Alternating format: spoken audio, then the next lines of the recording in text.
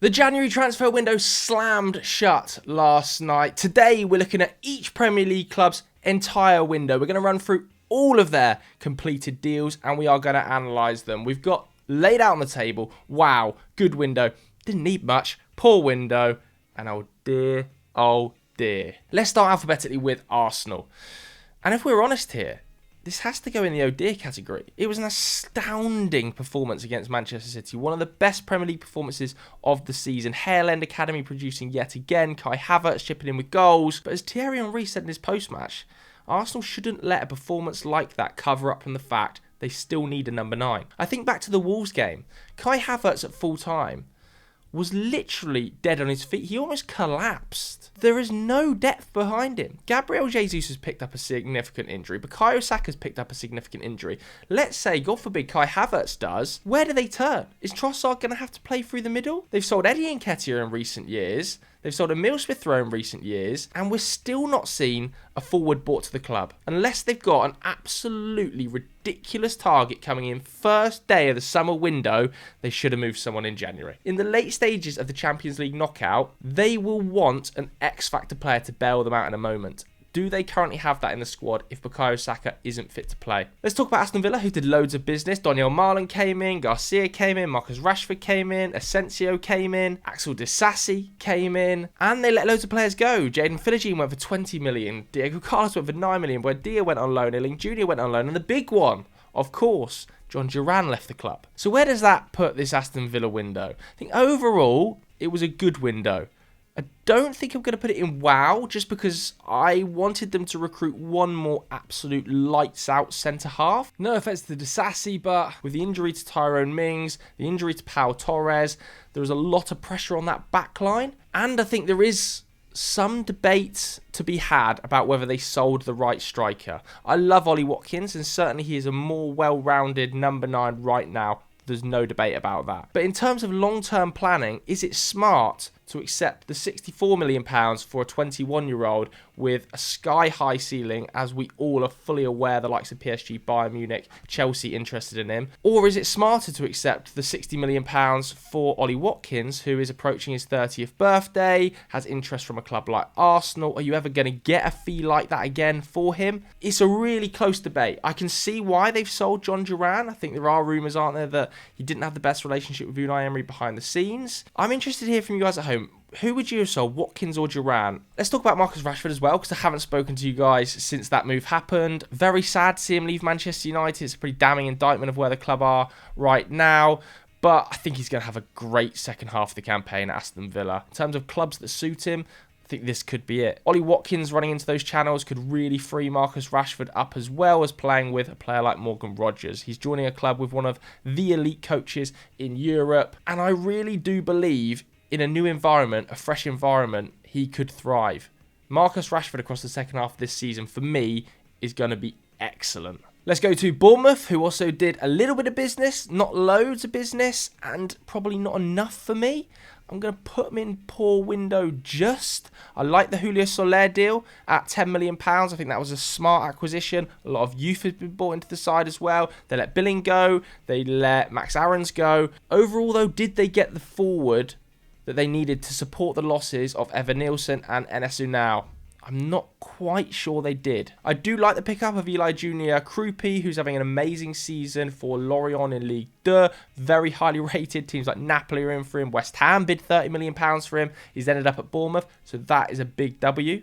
I do just feel that one more versatile attacker really could have pushed Iriola's side to maybe Champions League football this season. Brentford's business really came down to a fullback switch-up, didn't it? Mad Ruslev went to Wolfsburg on loan, and they brought Coyote in on loan. Now, Coyote generally operates as a right-back. He is very athletic, much more athletic than Mads Ruslev, much younger than Mads Ruslev, 5 years younger, right-sided, right-footed. I'm again going to put this in slightly poor window. I think Brentford needed a left-footed left back. Brighton, I think, did have a pretty good window. I liked the pickup of Diego Gomez from Inter Miami for £11 million. I really like the pickup of Cash-in from Derby County. Every time I've watched Derby, he has impressed me, and I'm sure he's going to offer very astute cover to the centre-backs at Brighton. Thought they did look a bit light. We were speaking last week about Tosin potentially going there. Cash-in offers a much younger alternative. Very good on the ball.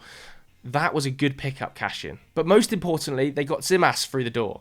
£20 million seems like a big fee for a player in the Bundesliga too, but he is crushing it. He is so highly rated in Germany at Nuremberg. And I even like the fact they've been able to send him back on loan there for the next 6 months. Let him learn his trade a little bit longer. That is a really, really big coup for them. Some of Europe's smarter sides, some of the Red Bull groups, some of the Borussia Dortmunds were looking at Zimas.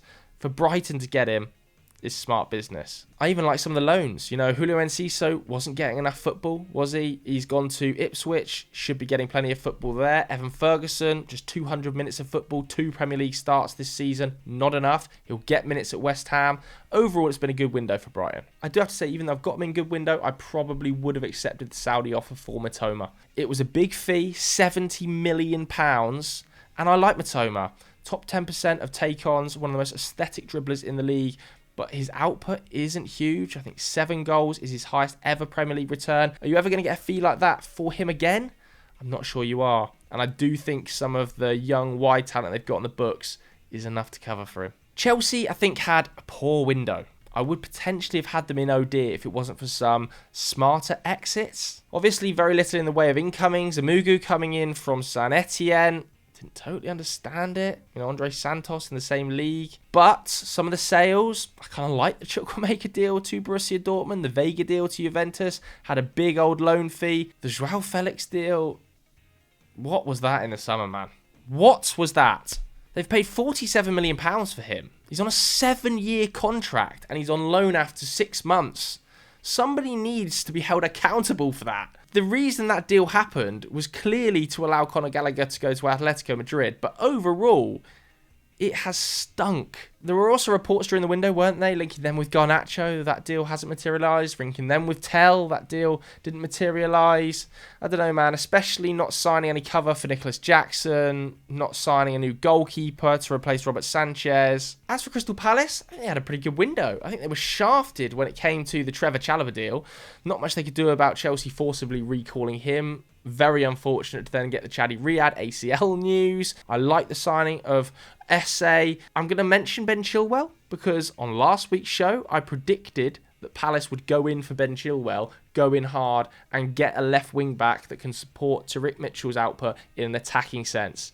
They signed Ben Chilwell. Don't want to say I called it, but I called it. Everton. Oh dear. I mean, it is an oh dear window. I suppose it's not because Moisey's there and they have had a resurgence, but just getting Carlos Alcaraz in, no forward cover with DCL's injury. Yeah, for me, like, Everton needed to do more business than that, and they didn't. They're going to be safe because they've got David Moyes in the door, but it was still a very disappointing window. As for Fulham, I don't think they addressed at all what the true need was, and that's a right back. Tempted to put them in the lowest tier here. Like, I know Williams come back, but as they say, never go back to your ex. I don't know. I'm unconvinced. They needed a right back. Kenny Tete's injury. They didn't get one. I'm going to be really harsh on Fulham. Ipswich, yeah, they had a good window. They did have a good window. Let's be absolutely frank about this. They are probably going to go down. I hope they survive, but if they do go down, I have never seen a team prep as well for the Championship as Ipswich done. They have built a Championship super team. Players like Sammy Smodics, Liam Delap, have come in. Jacob Greaves has come in. The midfield is rock solid for the Championship. Leif Davis has remained at the club. And adding to that, in January, they brought Jaden Philogene into the club for £20 million, who will be electric if they do go down to the Championship. And they've signed West Brom's number 1. Palmer's come through the door yesterday. I think Muric has had struggles all season. He's made more errors leading to goals than any other goalkeeper. They've had goalkeeping injuries. Palmer's been really solid for West Brom. I think they've had a good window, Ipswich. They've done the best they possibly can. Leicester, oh dear, they've had no money to spend at all. They've bought Woyo Koulibaly to the club, who was playing in Serie B. Big risk at fullback. Very cheap fee. I'm surprised given that Tom Cannon was sold for £10 million. They've done no business. I think Rue van Nistelrooy will be raging with the situation. Liverpool have brought nobody in. They've let a few youth players go out on loan. But let's be real, they didn't need much. I don't really see where this signings were for Liverpool. Maybe an absolute push, a left back. But they're flying. They didn't sign anyone in the summer. And to be honest with you, I just agree when Arne Slot said, we don't really need any January signings. Man City, I think it's hard to deny that this has been a wow window. It has been incredibly impressive. They've spent a huge amount of money, over £200 million, and they've clearly brought forward what was going to be a summer rebuild by 6 months. They've signed very young players like Kushinov coming through the door at £34 million, Race coming through the door, big fee as well, £30 million. I love the signing of Omar Mamouche, despite the fact he didn't have a big impact against Arsenal. I think he will have a big impact across the second half of the season. And then on deadline day, they completed a €60 million deal for Nico Gonzalez. And we've spoken about, Race, Kushinov, Marmouche enough, but with Nico Gonzalez, it feels like they found the player that can support the deep midfield role. Whenever we watch him at Porto, we get the sense of a player with a big frame, decent ball carrying ability, great progressive pass numbers, really calm and composed in tight spaces, a little bit like a Rodri light. At 23 years old, there still feels like there's room for development, and Man City have been chasing Nico Gonzalez since he was 14 years old. I saw reports yesterday linking him to the club all the way back 9 years ago, when his dad was working in the academy at Manchester City. As part of this deal as well, Barca get 40% of the fee, so they've just cleared €24 million. That's a big amount of money for them. They'll be absolutely delighted. Man City get another midfield body to support Kovacic in there with a bigger frame, wins plenty of aerial duels, but he's just so calm and composed on the ball. He'll keep it ticking over. Yeah, Man City have had a good window. What more is there to say? Manchester United?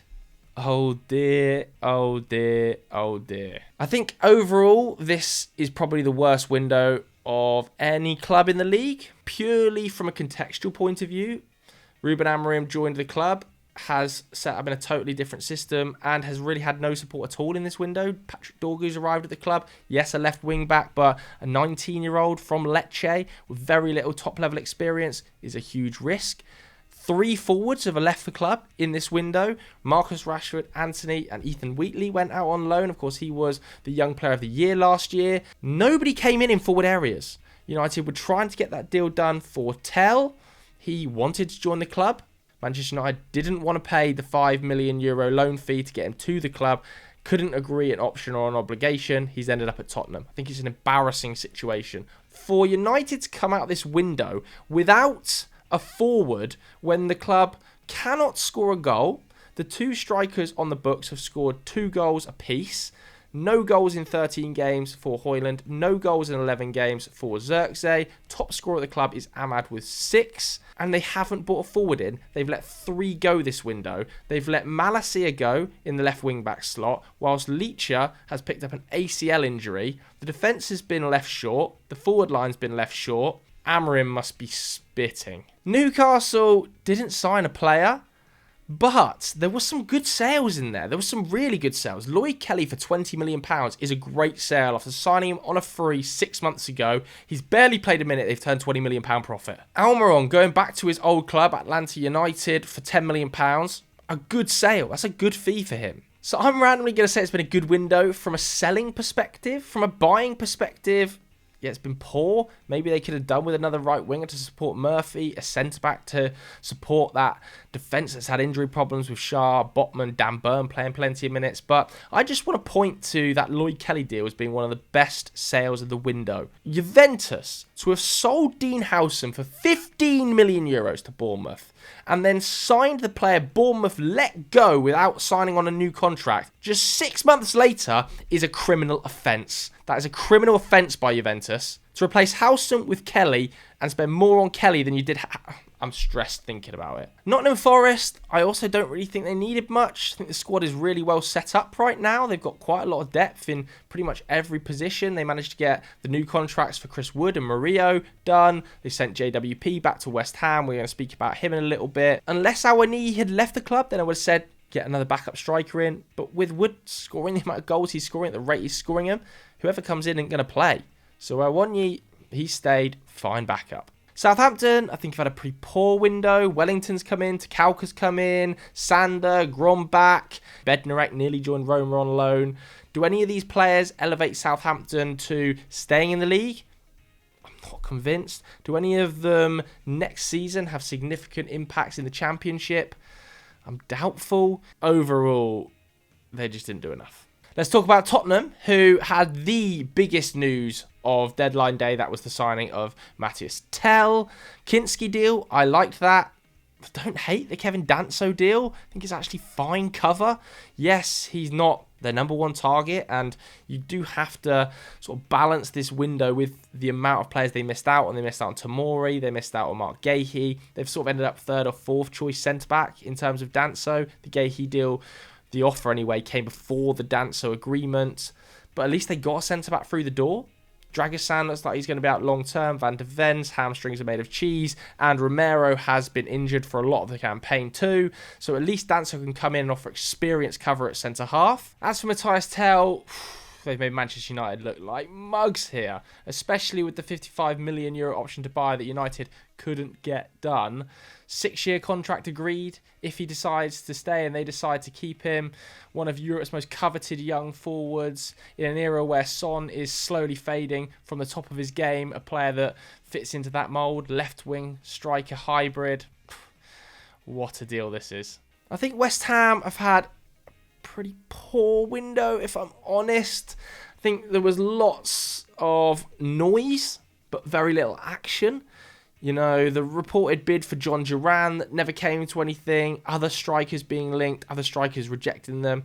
I do like Evan Ferguson, but it feels like a lot of pressure on his shoulders. A player who started just 2 games this campaign, has never scored more than 6 goals. Yes, he's worked Graham Potter in the past, but he will be asked to lead the line now, every week. Antonio's out long-term, Fulkrug's out long-term. He's still very young, he's still very raw. He's had injury problems himself. I think that's a little bit of a risk just to rely on him. I do think overall it's a good signing, but the fact it's a straight loan with no option or obligation, you're just improving the player for Brighton in those circumstances. Really, James Ward-Prowse has come back, but overall, has the team been massively strengthened for Potter? Doubtful. Wolves got a few deals done, a couple on deadline day as well. I like that signing of Agbadou. I think he's looked good every time I've watched him, particularly against Arsenal recently. He looked very, very solid. I think the fact they got Mateus Cunha tied down to a new contract is a huge W. Montesi come in, didn't he? Giga come in as well, so they got another defender through the door, a good midfield option. Quite substantial fees for those two though. I think 30 million odd pounds for the pair of them combined. Yeah, do you know what? I think it's been alright. Mainly because of the Cunha deal. Like, I'm boosting it big time because they managed to get that deal done. He didn't leave the club. Well, what did you think of your club's window? Let me know in the comments below. If you enjoyed this video, hit the like button, hit subscribe. I'll see you later.